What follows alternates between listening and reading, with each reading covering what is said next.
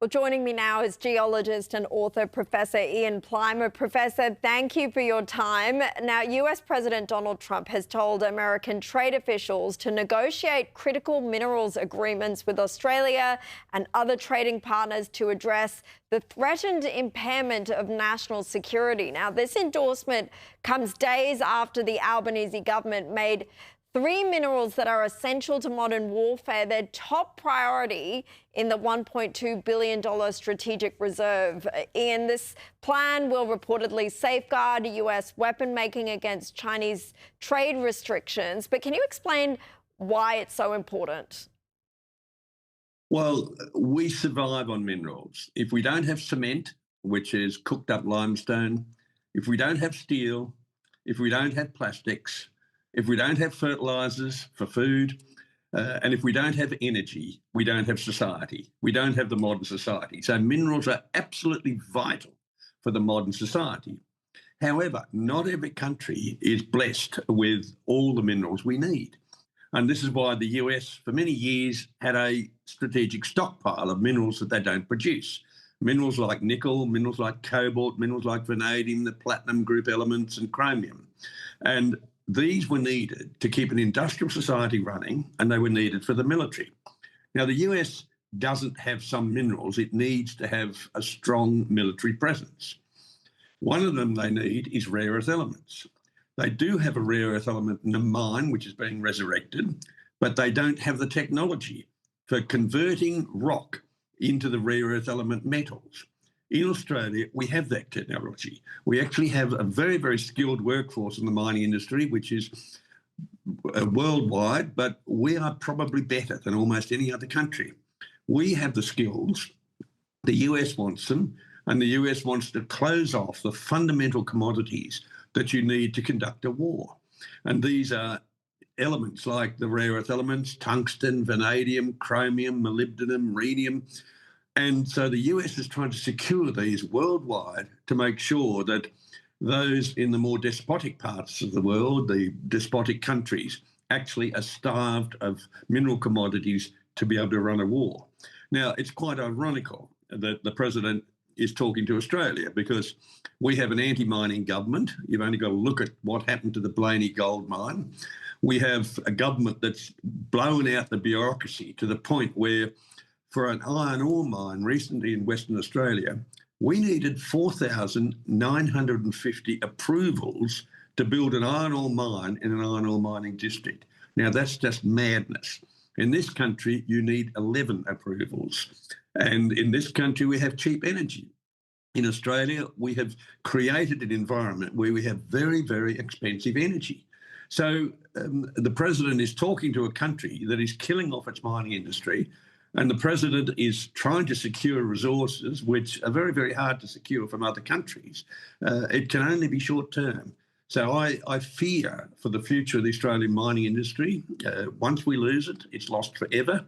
And I fear that this is a short-term action by the president to make America great again. However, it could be at the expense of our mining industry.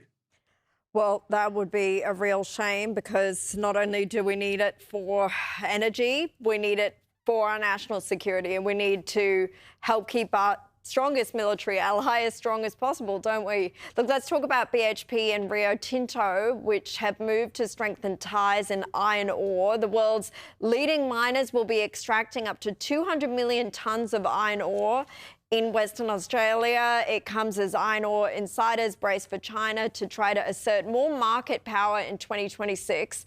Ian, another important protective move against China? Well, it's a very competitive world we live in, and West Africa now will be putting 100 million tonnes of iron ore onto the market. This gives the Chinese huge leverage for the Pilbara producers like BHP, like Rio, like Hancock, like FMG. And this 100 million tonnes has to be lost from somewhere.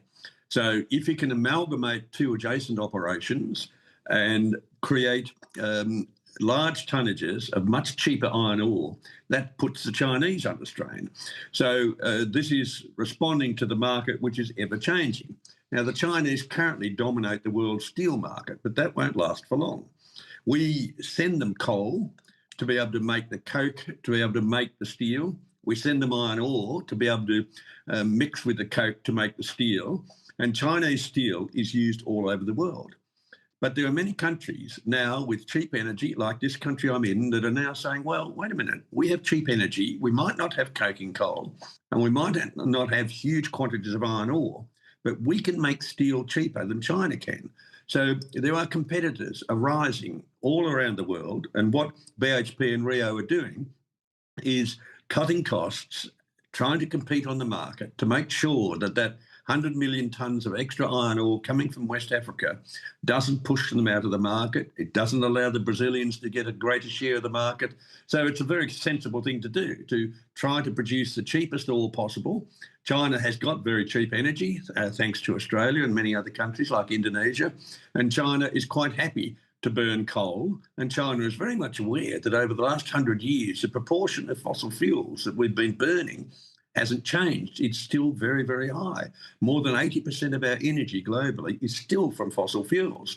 And all the flapping that people are going on about polluting the planet and destroying the planet is just nonsense. You've just got to look at the numbers, and you can see that we are producing and using more fossil fuel than ever. And in Australia, we are committing slow suicide by depending upon the weather to produce electricity. And that means our electricity is expensive, and we're giving away competitive advantage to someone else. So the Rio BHP venture is purely about competition. Make sure that you can produce the lowest cost product of decent quality that will be attractive to the Chinese and maybe elsewhere in the world. Well, that sounds sensible, and not only, is it suicide, it all seems to be for nothing. We've run out of time, but I was going to talk to you about these large-scale wind and solar farms that have been shown to be wasting a record amount of the power they produce anyway. So you just wonder what it's all for. But they get a subsidy. Yes, they still get a subsidy. That's true. Thank you, Professor Ian Plimer. Appreciate your time.